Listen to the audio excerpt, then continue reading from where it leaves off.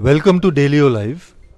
With a little more than 12 hours left for the Karnataka poll results to come in, already a lot of talk is happening regarding the impact of this Karnataka Assembly results on the next year 2019 Lok Sabha polls. As we've already seen, the exit poll results are in, and which are very confusing. Which are very confusing. Two are predicting a Congress victory, or basically Congress being the single largest party. Two are saying BJP would be the single largest party, and more or less the general consensus is JDS is not going to be in that big of a position to be a kingmaker as was previously considered. But yes, no single party as of now. Another brick in the wall, but the important one. Absolutely, absolutely. Every single seat is going to count if one political party is actually short of a few seats. Apart from the very important fact of who exactly is going to form the government in Karnataka, one of the topic being debated is regarding the 2019 Lok Sabha elections.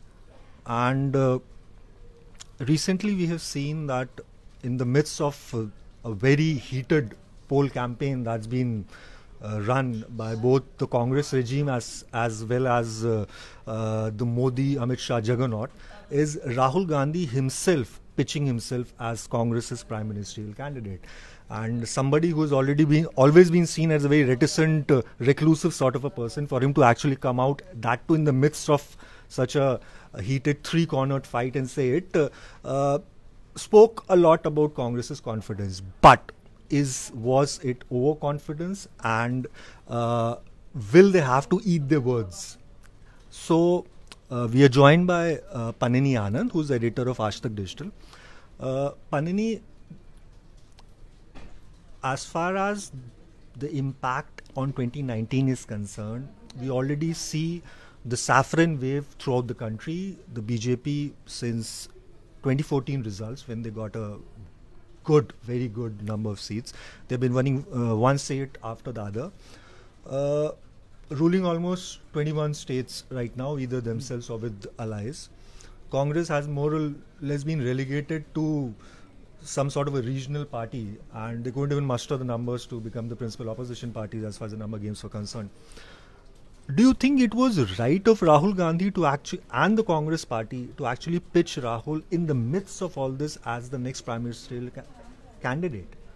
No, I think that in our last discussion over this very announcement, I very categorically told you that this message was not for Bharatiya Janata Party or Modi Sarkar. It was more for the opposition. And the so-called third front. The so-called third front or the fourth front, whatever they want to form, because the chaos, the unrest among the opposition parties was actually defocusing the entire agitation from the opposition against the sitting government. And it was very much required, very much important for Mr. Rahul Gandhi or the Congress party to make such kind of claim over the leadership of that the opposition clan. Having said that, I also added that time that it might be the entry point of the brand Rahul for 2019. Third thing I said, and it is, and I still continue to say this, I still believe in it, though there are very few hours left to actually test it. But I think that maybe the Congress party was confident enough and is confident enough about their victory in Karnataka, and that's why Rahul Gandhi, to take the Karnataka victory message national, made such kind of announcement. Because why a leader, a president of a party, of the main opposition party, will risk his credibility, his image among the people at the time when they are going to lose the election? It seems that they are confident about their victory in Karnataka, and to take that victory out from Karnataka and convert it into a national message, they needed a proper pitch for it. Rahul Gandhi's announcement, if we see in connect with this In the light of this hope of Congress party, it goes very well to the nation. Let's see, in Karnataka, we stopped him. So, last time it was done by Mr. Kejriwal in Delhi, which is a very small and in terms of numbers a very irrelevant state, though the capital of the nation. And after that it was done by Mr. Nitish Kumar, though he later surrendered to Mr. Modi and joined NDA. And now we are the third who have actually stopped him, and we are not going to surrender. We are going to stop him not only in Karnataka but in the parliament as well. So this is what actually Rahul Gandhi at large wanted to say from this Karnataka election.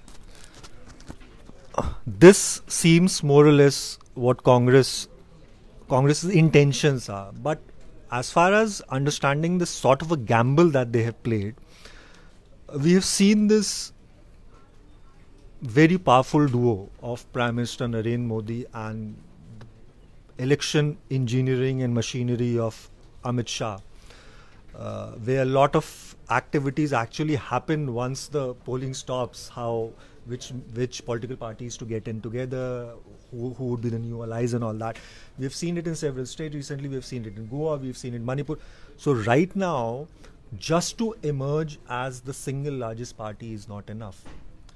Definitely. Even emerging as a single largest party is not enough. Even thinking that emerging as a single largest party who is going to need the help of a few independents is actually not enough. Because even governors are also going to listen to the center. Absolutely. So there have been several instances in the very recent past where victory was literally snatched from Congress's mouth. In such a scenario, and very well understanding the message and what Karnataka also means for the BJP, especially in light of how they want to again break into southern India. Karnataka is again a very important state for them. Definitely. They have played a very big gamble. Now, in case Congress is not able to, they do as exit polls show, they would be getting quite a substantial number of seats. But if they are not able to form the government per se, and BJP and JDS together, if such a scenario happens, then they do cobble together an alliance. Because what impact will that have on, just like you mentioned, on the third front or the fourth front, or the opposition coming together and Congress wanting to be the main force or the cohesiveness behind it? See, there are 2-3 things. First is that first we have to understand that why Congress is worried. Confident yet worried. Confident that they might win. They are going to win. That's what they are claiming. But the exit polls suggest a very confused picture. The reporters coming from Karnataka is saying that it's very humid. Has been a very important factor. And in Karnataka, there has been a trend like that. The third very important thing is that the reporters coming from there are telling that it's very humid. So no one can actually claim for whom these clouds are going to burst and rain. So the larger question is that what is the way out? Now the governor is going to listen to the center. Governor is not sitting there to support the single largest party. Governor is going to support the majority claim. JDS has a very important role in this. Congress, unlike Goa and Northeast, is not in position to be in the typical situation. Where they don't want to take any chance. They don't want to take any chance, and that's why when a very direct question was asked to Sitaramayya that will you allow a Dalit to be the chief minister, he said yes. Not that he had an option to say no, but still, because if they send a message to JDS that yes, there can be a replacement of Sitaramayya, there will be more possibility of getting JDS on board. Dalit is one factor which is also very important for JDS and Congress alliance. The third very important thing is that by any chance they have to win it, and both are desperate for it. If you remember, when first time BJP won Karnataka elections, the slogan was from Bharatiya Janata Party, Dakshin Ka Dwar. The gateway to south has opened, and we are going to take it to the other states, be it Kerala or Tamil Nadu or Andhra or all these states. Dakshin Ke Dwar mein they were defeated again. Now there is a Congress government. To their very ambitious plan for South, and for which they are working very desperately in Kerala and in Tamil Nadu also, they are trying hard. Though they are still very insignificant in Tamil Nadu, but they are trying their best to actually gain something out of the chaos and political chaos in the state. Yeah. So in this entire attempt to send a message to South, Karnataka is very, very crucial and critical for Bharatiya Janata Party. Not less crucial and critical for the Congress as well, because the prime ministerial candidate, becoming a prime ministerial candidate in 2019, that announcement has to be supported by the victory in Karnataka. Otherwise, that statement falls completely against him. And that will, what people say now, that will become the last nail in the coffin for the Congress party. In case they lose it. In case they lose.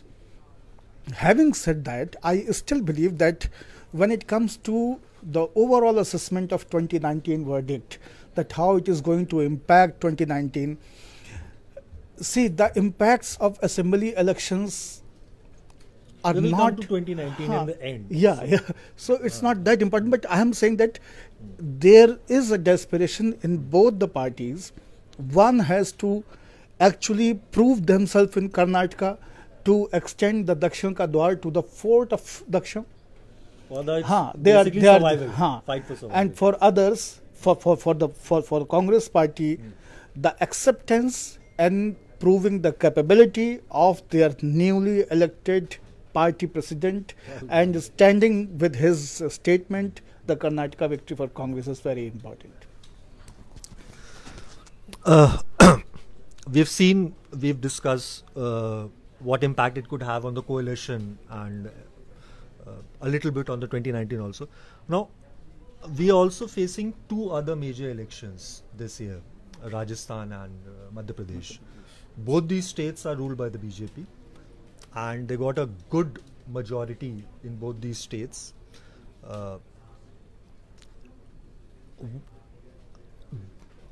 Recently, we have seen a lot of talk about how the results of one state could have an impact on the other or not. As of now, we are seeing it may not actually have that sort of impact, but especially given in the light of how BJP actually is fighting these elections for every state. You have these whole union governments jetting into it, the Prime Minister, the National President, Union Cabinet Ministers. You have these Chief Ministers from states, even states like Uttar Pradesh, where Yogi Adityanath, there's a language divide. He's a first-time Chief Minister. The only thing that was working for him is that he is a Hindutva mascot. His attire, his robes, his saffron robes.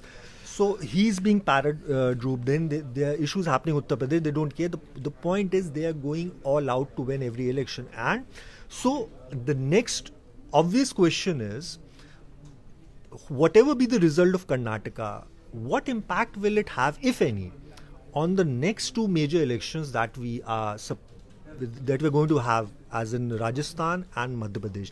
Madhya Pradesh, again, there's a possibility of an anti-incumbency because Shivraj Singh Chauhan would be fighting for his fourth term as Chief Minister. For 15 years he has been there. Again, Rajasthan, we have seen Vasundhara Raje taking the government away from the Congress. So as far as these two major elections are concerned, what impact do you see happening? See, there are three elements when we try to understand the impact of Karnataka election results on state assembly elections. The very first thing is that when a a student doing really bad and failing every time in a class fails once again, it's not big news. But when a topper when a student who is actually the topper of the class, he fails, becomes a really big news. So the national message from Karnataka, if it goes negative for BJP, will be more worrisome and will be seen as a bigger story than the Congress losing Karnataka. As it is, there's anti-incumbency. So, because people say that there was anti-incumbency against Siddharamaiah government and against the Congress government in the state, and then people will say that Congress has been losing. It is just one more story. This is point one. Point two is that states don't actually take too much impact from the other states. If that was the true story, the impact making, then why the neighboring state of Bihar, Uttar Pradesh, voted for Modi and voted against Modi in Bihar? In Bihar, it was against Modi. In UP, it was blindly and fully with 2/3 majority for Bharatiya Janata Party. Then again, a state very close to UP, you see, in Punjab, Congress wins the election. Why it doesn't impact the elections in Himachal? The Punjabis, the people from Punjab have very strong impact and control and intervention and participation in Himachal affairs, especially in business. They are also engaged in politics. They also control so many things there, resources and everything. Still, Himachal votes completely opposite to what Punjab voted. Absolutely.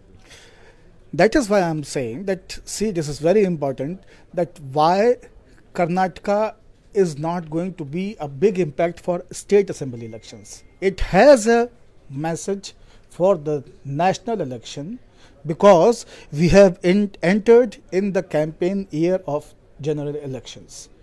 So that is one thing. But for Rajasthan, Vasundhara, people are not very happy with her performance. So no matter Congress wins or loses, it's still the same challenging situation for her. And remember one thing, that the victory of Mr. Narendra Modi didn't start in 2014. The victory of Modi and the Modi wave started in 2013. And these were the first states. People were not ready to accept that, yes, Gehlot will be removed by Vasundhara Raje Scindia. No one was believing that Shivraj Singh Chauhan will get another term in the state. It was the Modi wave which actually helped them to come into the power. Now, due to the underperformance, Rajasthan is in trouble no matter whatever is the result in Karnataka. No matter whatever Karnataka decides tomorrow, still the Congress dilemma, the Congress party's confusion in Madhya Pradesh is still a big challenge. So even if Karnataka is going to Congress, Congress party has to do something very decisively and very clearly to win Madhya Pradesh. Otherwise, their chaos will end up sending the voters to Mr. Shivraj Singh Chauhan once again. So this is how I read the impact of Karnataka on these two upcoming state assembly elections. Now, coming to the most interesting aspect of this whole conversation, 2019 Lok Sabha polls. 2014 Modi sweeps the whole country. Huge expectations. Major anti-incumbency against the Congress party. Major corruption scams. The perception overall was totally. Even if it hadn't been a Modi wave, already there was a momentum of the vote being anti-Congress. Whoever be, yes, he was the right man at the right place at the right time. There was crime against women. The Nirbhaya thing has happened. There was 2011 India against corruption started. Yes. Everything was 3-year-long campaign against a party, against a government. Yes. So it was probably the longest Lok Sabha campaign, actually, if we look at it like that. Now, that honeymoon period is a little over. Yes, we still see a lot of support for Prime Minister Narendra Modi. But we have come to the place where he will actually have to, at one point or the other, answer some very discomforting questions about his performance, about what he delivered. Now, in light of all this,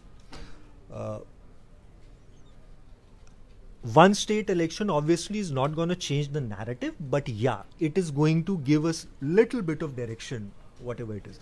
So what impact do you see of the results of Karnataka, whichever way they go, on 2019 Lok Sabha polls? See, the very first thing is the burden of his own plans. Sometimes you have such a heavy diary of plans on your head that you get headache, and that results into underperformance. That exactly has happened with Mr. Modi in center.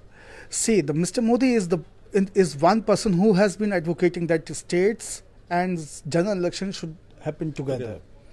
There should be one election, one vote, and then people should sort it out in one go for all the states, and then 5 years for developments. Having said that, he contradicted his own statement, because I don't remember in last 20 years I have seen any prime minister campaigning for the states like this, who takes not only himself but the entire cabinet, the entire government, and the people from their ideological mother organizations or sister organizations to campaign for a state. He camps there, ministers camp there, and that definitely, you believe it or not, or no matter how much government tries to justify it, it impacts the work, it affects the working of the central government. What happens?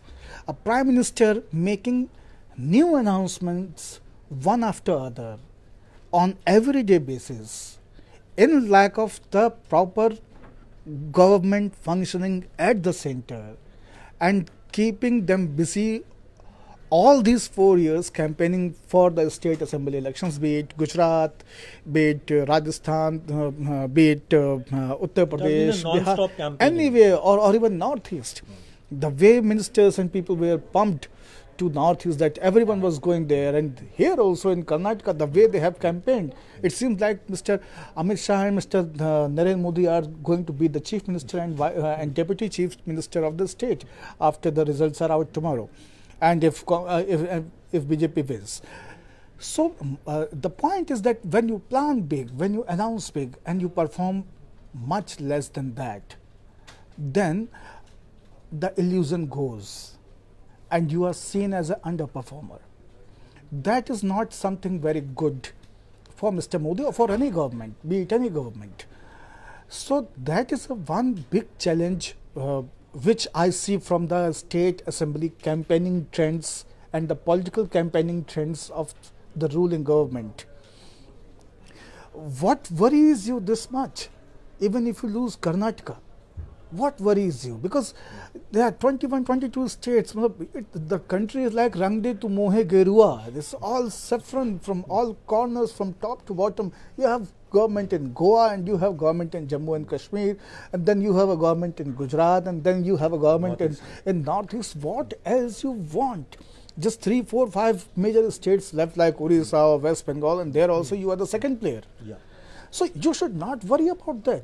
You should be more worried about your performance and the perception. How you deliver what you announce is more important. And in 2019, people will not count the states. They will count how much you have delivered. And that is going to worry Mr. Modi. Now, what might happen that for 2019, after the Karnataka election, Mr. Modi and his party might start propagating the data which is good for his party, which goes with the propaganda, goes good with the propaganda for Bharatiya Janata Party. But the question remains same, that the person who has to receive, who was at the receiving end, what is his or her perception about you? Just like in Uttar Pradesh, you have given gas katanki to many women, and that Ujjwala Yojana actually helped you. But those people who are now impacted due to the lack of funds in Manrega or the inflation or the demonetization or the way GST has confused this country, the entire business lobby. I mean, and the contradictions. See, this one thing. When in 2014 Mr. Modi went for election, RSS and Modi both were saying that our very old dreams are going to come true. Now this time, after 5 years, when an RSS worker or a BJP worker will go to the people and ask to vote for Mr. Modi once again, people will ask, what about 370, what about Ram Mandir, what about attacking Pakistan, what about bringing Dawood Ibrahim? So these are questions, black money, all these questions are going to bother them. So it's not that 7 years of Manmohan Singh and then 3 years of campaigning against Manmohan Singh and then 10 years anti-incumbency converts into a brilliant, beautiful and very easy catch in an IPL match, just very close to boundary. That kind of thing is not going to happen this time. It is a tough election for Mr. Modi. It is a tough election for Mr. Modi in terms of getting 272 numbers in the parliament.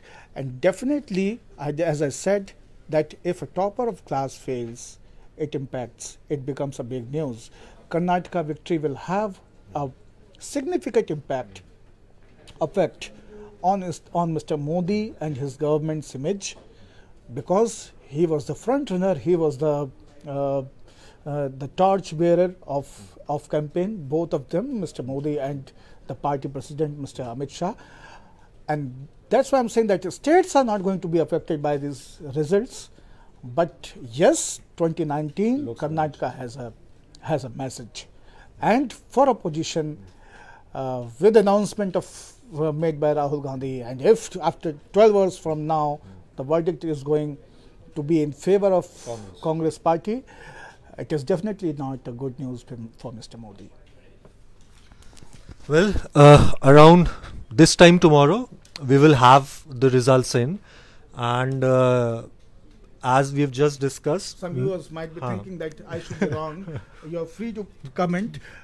Please be serious when you comment and when you start a discussion over our debates, our talks. Your likes and dislikes, please do let us know. And tomorrow around same time, we will discuss the election results. Absolutely. We'll try to bring more guests for you, more analysis, and for more in-depth analysis of Karnataka elections, please visit DailyO. So not only for the Congress, it is also absolutely important, pertinent for BJP to actually win Karnataka, because the end result would be actually seen in 2019 Lok Sabha election. Thank you for watching DailyO.